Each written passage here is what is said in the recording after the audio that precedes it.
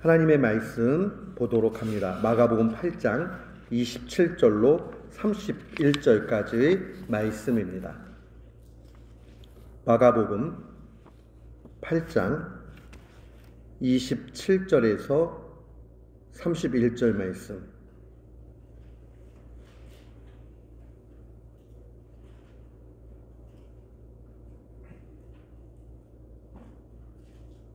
우리 같은 마음으로 함께 주의 말씀 봉독합니다. 예수와 제자들이 빌립보 가이사랴 여러 마을로 나가실새 길에서 제자들에게 물어 이르시되 사람들이 나를 누구라고 하느냐? 제자들이 여짜와 이르되 세례 요한이라 하고 더러는 엘리야라 더러는 선지자 중에 하나라 하나이다. 또 물으시되 너희는 나를 누구라 하느냐? 베드로가 대답하여 이르되 주는 그리스도 신이이다 하매 이는 자기의 일을 아무에게도 말하지 말라 경고하시고 인자가 많은 고난을 받고 장로들과 대제사장들과 서기관들에게 버림받아 죽임을 당하고 사흘 만에 살아나야 할 것을 비로소 그들에게 가르치시되. 아멘. 저는 오늘 본문 말씀을 통해서 진리의 그리스도를 만났을 때라는 제목으로 주의 말씀을 선포하도록 하겠습니다. 우리가 신앙생활을 할 때에 가장 중요한 시작은 예수님이 누구시냐 하는 그 고백에 대해서 바로 할 때 시작이 됩니다. 교회 역사를 봐도요, 논쟁이 있다가 그 다음에 신앙의 내용들을 공적으로 교회들이 정리를 하는 데 있어서 첫 번째 주제가 뭐였느냐? 예수님이 누구신가 하는 거예요. 우리 보통 그 기독교라고 이야기를 하잖아요. 기독교 한국말로는 그 기독이라는 말이 그리스도라는 그 뜻을 한자로 바꿔놓은 거잖아요. 그러니까 예수님이 그리스도다 하는 이 사실을 고백하는 것에서 신앙이 시작이 돼요. 그리고 우리가 교회의 정교인이 될 때는 세례를 받을 때 되잖아요. 세례를 받을 때 가장 중요하게 물어보는 내용이 무엇이냐면 과연 예수님이 누구신가 하는 이 질문에 답을 정확하게 해야 돼요. 예수님은 하나님이시고 예수님은 나의 죄를 위해서 죽으시고 부활하신 나의 구세주라. 그게 그리스도라는 말 안에 다 들어가 있는 그런 말씀이에요. 이 신앙 고백이 가장 중요합니다. 이 마가복음 8장에 오게 되면 많은 이적들이 기록되어져 있고 하는데 예수님의 마음은 답답해요. 오병이어의 기적도 일으켜 주셨고 빈들에서 칠병이어의 기적도 일으켜 주셨고 시각장애인도 고쳐주셨고 많은 기적과 이사를 다 보여주셨지만은 사람들이 그저 볼 수 있는 거라는 건 단 한 가지예요. 아, 예수님 능력 많다. 그 이전까지 사람들이 못 고친 그런 것들을 고치신다. 아유, 웬만한 의사하고 비교할 수가 없다. 그 차원까지 보는 거예요. 능력 많은 분, 다른 사람들이 행하지 못하는 일들을 하는 분, 이거에만 관심을 두는 거예요. 주님의 관심사는, 주님의 마음은 내가 바로 구약 성경에 계속 예언되고 있는 메시아 구원자다, 그리스도다, 이 사실을 알라고 탄식하고 계신 것을 보게 됩니다. 그 말씀 가운데 보면 아직도 알지 못하며 깨닫지 못하느냐, 마음이 둔하냐, 주님이 탄식하세요. 그리고 아직도 깨닫지 못하는 말씀을 거듭 말씀하십니다. 우리가 신앙생활 하면서 이 부분을 잘 봐야 됩니다. 그런데 주님은 참 은혜에 넘치시는 사랑의 주님이라는 것을 우리의 경험 가운데 보게 됩니다. 언제 그러느냐? 제가 아는 한 분이 그런 고백을 해요. 너무너무 교회 다니는 사람이 싫었대요. 그래가지고 이분이 나는 절대로 교회 안 다닌다 작정을 한 거예요. 근데 본인이 사랑하는 자매가 생겼는데 보니까 교회 다니는 거예요. 근데 이 자매가 얘기하기를 제가 보니 형제님 좋아요. 결혼해도 좋을 것 같아요. 근데 예수님 안 믿으면 저는 결혼 못해요. 이렇게 얘기한 거예요. 그러니까 이 사람이 고민을 하다가 야 그러면 결혼만 하고 그 다음에 교회 그 다음에 안 나가면 되겠다 그러고 꾀를 낸 거예요. 그리고는 교회를 같이 가자고 그랬는데 이 자매가 믿음이 아주 좋은 자매였던 거예요. 그래서 교회를 한 번 나가고 두 번 나가고 처음에 이 사람의 목적은 결혼하려고 교회를 나간 거예요. 근데 거기에 의도가 부족했지만 그 다음에 의도가 바르지 않았지만은 그러나 하나님께서 은혜를 주시니까 이 사람이 점점 하나님의 말씀이 믿어지기 시작하는 거예요. 그러다가 마지막에는 예수님이 구원자가 맞구나, 내 인생의 주인이 맞구나 하는 걸 알고 나니까 평생의 마음속에 늘 슬프고 만족감이 없고 불평했는데 그런 게 하루아침에 싹 사라지면서 기쁨으로 가득 차게 됐다 하는 고백을 들은 적이 있습니다. 그래서 예수님을 그리스도라고 고백하는 사람을 그리스도인, 크리스천이라고 이야기하잖아요. 그러니까 예수님을 그리스도로 고백하지 못하면 크리스천이라고 이야기할 수 없어요. 주님도 이것에 대해서 오늘 본문을 보니까 아주 중요하게 여기세요. 주님이 제자들과 길을 가시다가 물어봅니다. 야, 사람들이 나를 누구라고 하느냐? 주님의 관심사는 바로 이 질문 가운데 있습니다. 사람들이 나를 누구라고 하느냐? 주님이 몰라서 물으시겠어요? 지금 제자들에게 교훈, 레슨을 주기 위해서 하시는 말씀입니다. 그리고 다시 물으시죠. 자, 그러면 너희는 나를 누구라고 하느냐? 각 개인 한 사람 한 사람의 믿음이 중요해요. 공동체의 믿음도 물론 중요하지만 1차적으로 주님께서 딱 서서 정연아, 너는 나를 누구라고 생각하니? 아연아, 너는 나를 누구라고 믿고 있니? 이렇게 물을 때에 저는 예수님이 나의 구원자라고 믿어요 라고 답할 수 있어야 돼요. 근데 그 질문 가운데 또 중요한 내용은 너랑 나랑 무슨 관계니? 하는 내용도 분명히 있는 거예요. 주님과 우리는 어떤 관계예요? 성경은 여러 가지로 이야기를 해요. 주님은 나의 목자시고 나는 양입니다. 주님은 나의 주이시고, 주인이라는 거예요. 나는 주님의 종입니다. 주님은 나의 아버지시고 나는 주님의 자녀입니다.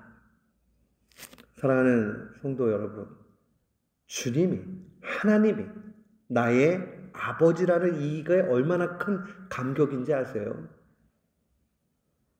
제가 가까이 지내는 한 목사님 계십니다. 하나님께서 이 목사님 인생 가운데 아버지를 너무 일찍 하늘로 모셔가셨어요. 그러니까 아버지에 대한 기억이 잘 없어요. 추억도 없고.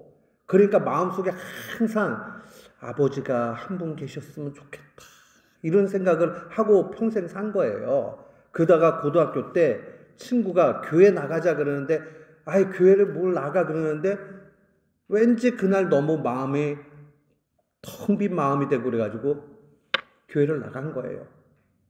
교회를 나갔더니 장로님이 처음 기도를 할 때 전능하신 하나님 아버지 그러면서 모든 게 머릿속에 다 정리가 되면서 교회를 다니면 아버지가 생기는구나. 그 주중에 예배당에 나와가지고 기도할 때마다 아버지 그 소리 한마디 하는 게 너무너무 기뻤대요. 하나님은 멀리 계신 분이 아니라 우리를 가까이 하시는 아버지라. 얼마나 감격이에요. 주님은 지금 이것을 원하시는 거예요. 너희는 나를 누구라고 하느냐? 베드로 사도가 아주 엄청난 신앙 고백하죠. 우리 오늘 본문에는 주는 그리스도다 이렇게 기록이 되어져 있지만은, 그러나 마태복음 본문에 보면 주는 그리스도시요 살아계신 하나님의 아들이라, 길게 원래의 그 고백 그대로가 기록되어져 있습니다. 이 말이 뭐예요? 하나님은 나의 주인이시고 예수님이 나의 주인이라는 얘기예요. 하나님이신 예수님이니까 예수님은 나의 주인이시고 나의 구원자입니다. 주님과 나의 관계가 이미 다 설정이 된 거예요. 주인이시니까 나는 종이고, 또한 나의 구원자이시니까 나는 죄인이라 하는 이 고백이 있는 겁니다. 근데 이 고백은 지금 들으면 그래 나도 이런 고백할 수 있지 이렇게 생각이 들지만, 초대교회 당시에는 목숨을 건 신앙 고백이었습니다. 왜냐하면 당시에는 로마 황제 가이사를 숭배해야 되는 그러한 시점이었어요. 그런데 이 그리스도인들이 로마 황제 가이사를 인정하지 않고 예수 그리스도를 나의 주인으로 고백한다는 것, 그것은 굉장한 일이었어요. 목숨을 내건 일이었습니다. 그래서 악한 황제가 나타나게 되면 핍박을 하고, 그래서 사자굴에 던져지기도 하고 몸이 찢겨지기도 하고 하는 그런 엄청난 일들을 당하면서도 믿음을 지켰다는 것 우리는 잘 알고 있습니다. 이 고백은 오늘날 우리에게도 새롭게 적용해야 됩니다. 어떻게 해요? 세상 사람들이 살아가는 그 가치관과 다르게 살겠다라는 결단이 필요해요. 로마 황제에 대해서 항거했다면, 저항했다면, 우리도 세상 사람들이 다 그렇게 살아가도 우리는 그렇게 살지 않아야 된다는 겁니다. 주는 그리스도시요 살아계신 하나님의 아들이라 라고 고백할 때는 참된 예수님에 대한 고백이요, 참된 예수님에 대한 고백이 있는 사람은 세상과 다르게 살아야 됩니다. 아주 어려운 시절에 신앙을 잘 지켰던 본헤퍼라는 뛰어난 독일 학자가 있었습니다. 이분이 이런 고백을 합니다. 예수 그리스도를 주님이라고 부르는 것은 그분 앞에서 나의 모든 주장을 포기하는 것이다. 그러니까 주님이 말씀하시면요, 그냥 우리 이해하기 편하게 말대꾸 하지 않는 거예요. 토를 달지 않는 거예요. 질문하지 않는 거예요. 아, 주님이 말씀하시면 진리구나. 그냥 그대로 해야 되겠다. 그것이 우리 마음에 필요합니다. 그러기 위해서는 언제나 우리는 주님과 상의해야 됩니다. 주님, 어떻게 할까요? 이때는 어떻게 해야 되나요? 주님께 계속 물으세요. 그 묻는 가운데서 주님은 선포되는 말씀과 읽는 말씀 가운데 반드시 응답해 주십니다. 그 받은 거 가지고 하는 거예요. 근데 요즘은 어때요? 아유, 이거 어떠십니까? 이거 하는 건 어떻습니까? 이렇게 물어보면, 기도해 보고요. 이렇게 얘기할 때 대부분은 목회자들도 그렇고 성도들도 그렇고, 그거 좀 하기 뭐한데요. 이럴 때 그냥 기도해 볼게요. 이렇게 얘기하는 경우가 언제나 그런 건 아니지만 많이 있어요. 우리가 기도하고 주님의 음성을 듣고 주의 말씀을 그렇게 선포되면 아멘하고 따라가야 돼요.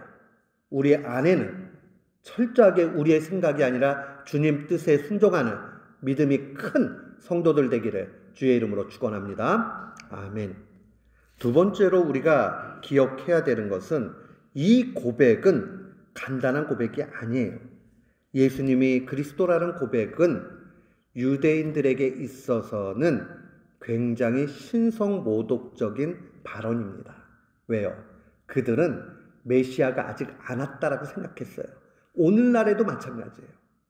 그러다 보니까 눈에 보이는 예수님이 하나님이라 이렇게 얘기하는 것은 하나님을 모독하는 것이라고 그렇게 봤습니다.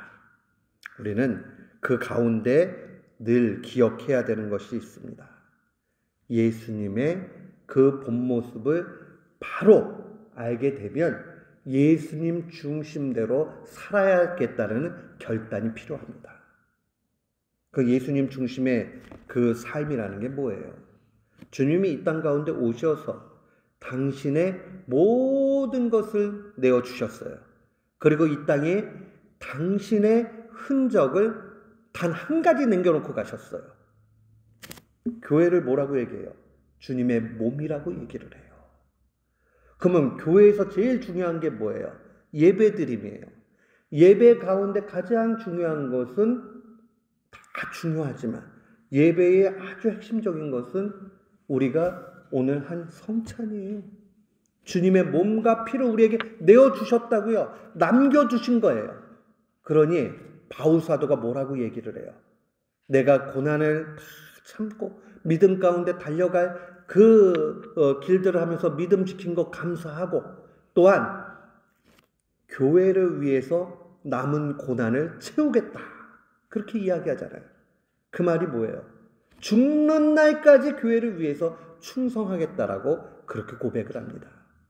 그리스도께 충성하는 사람은 교회에 충성하는 사람이요, 교회에 충성하는 사람은 예배를 가장 귀하게 여기는 사람이에요. 그러니까 주님의 몸과 피를 먹는 이 일들, 그러니까 주님께 중심 두고 살겠다는 것은 교회 중심으로 살겠다라는 이 결단이 우리에게 필요합니다. 그렇게 될 때 우리는 승리를 맛보게 돼 있어요. 소망이 생겨요. 세상이 아무리 어두워도요, 상관없어요. 주님의 나라는 이 세상의 나라와 달라요. 이 세상의 나라는 언제나 우리에게 절망을 줘요. 뉴스 계속 들어보세요. 머리가 너무 아파요. 그 다음에 걱정스러운 얘기들 자꾸 들으면요, 절망하고 좌절해요. 지옥 같다. 한국에 가니까 뭐 굉장히 오래된 얘기죠.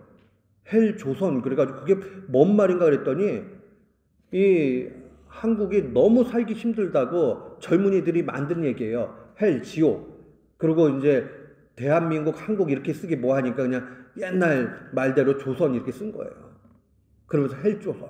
그 말이 뭐냐면 젊은이들이 살 수 없는 세상. 그 뜻이에요. 그래도 상관없어요. 주님의 나라는 그것과 아무 상관이 없다니까요. 주님의 나라는 언제나 영원하고 예수 그리스도 안에서 풍성한 삶을 누리게 합니다. 그러면 그러면 이 땅의 삶하고 상관이 없으면 아무 필요가 없는가? 그 뜻이 아니에요. 그 뜻이 아니에요. 주님은 그 하나님의 그 나라는 이 땅에서 통치하시지만은 세상 나라는 주님께 굴복하게 돼 있어요. 그러니까 주님 뜻대로 살아가게 될 때에 주님께서 이 땅에서도 승리할 수 있도록 복되게 해 주시는 겁니다. 그러니까 믿음으로 나아가면 실패할 게 없어요. 아하, 인생의 성공이 여기 있구나. 인생의 성공은 다른 데 있지 않아요. 신앙생활을 잘하는 거예요. 신앙생활을 잘하는 건 뭐냐면 몸된 교회를 위해서 충성봉사 다 하는 거예요. 내가 부족한 대로, 있으면 있는 대로 주님 앞에 다 내어놓고 가는 거, 끝까지, 부르심의 날까지 그렇게 가는 것을 주님이 기뻐하십니다. 이 신앙 고백이 곧 교회의 기초가 됐어요. 마태복음 16장 17절에 보면 예수님이 말씀하십니다. 시몬은 베드로를 얘기해요. 네가 복이 있다. 이를 내게 알게 한 이는 혈육이 아니요. 그 말은 네 머리가 똑똑해가지고 알게 된 것도 아니야. 하늘에 계신 내 아버지께서 성령님이 알게 해주셨다는 겁니다. 이 기적이 엄청난 기적이에요. 예수님이 나의 주인이시고 나의 구원자라는 게 믿어지고 의심이 안 되고 고백을 하는 사람은 이미 큰 은혜를 받은 사람이에요. 이 사람은 세상과 다르게 살고 교회의 중심으로 살기 때문에 결국 영원한 승리와 감사와 기쁨이 넘치게 됩니다. 저는 우리 교우들이 모두 이렇게 될 것이라고 확신하고 이미 그렇다라고 믿습니다. 그러니까 오늘 결단할 건 단 한 가지예요. 이 기쁨을 어떻게 계속 누릴 거냐? 단 한 가지죠. 세상에 마음 뺏기지 마세요. 오직 교회 중심으로, 주님 중심으로 그렇게 살기를 축원합니다. 그렇게 될 때에 주님은 큰 은혜를 나려주십니다. 오늘 이 시간에 주님께서 너 나를 위해서 헌신할 수 있느냐? 나를 위해서 다 포기할 수 있느냐? 라고 얘기하실 때에 생각하지 마세요. 주저하지 마세요. 예스 하세요.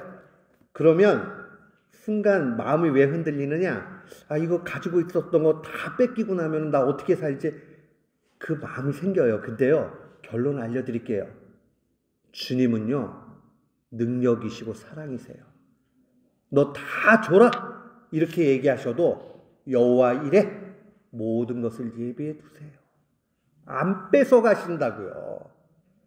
우리 아이들 기를 때 종종 애들 이쁘고 그러면 어떻게 하나 보면서 얘기할 때 있잖아요. 야, 너 그거 저기 아빠 주라. 근데 아이들도 이 머리를 막 굴리고 있다가 줄까 말까 그러잖아요. 근데 그냥 생각 없이 덜컹이 주게 되면 그거 얼마나 이뻐요. 하나님은요, 그거 안 뺏어요. 거기에다가 이자까지 붙여가지고 더 좋은 것으로 주시는 분입니다. 그 하나님을 신뢰합시다. 그 주님 앞에 맡깁시다. 우리 모두는 주님 기뻐하면서 주님과 동행하는 귀한 교우들 되시기를 주님의 이름으로 축원합니다. 아멘.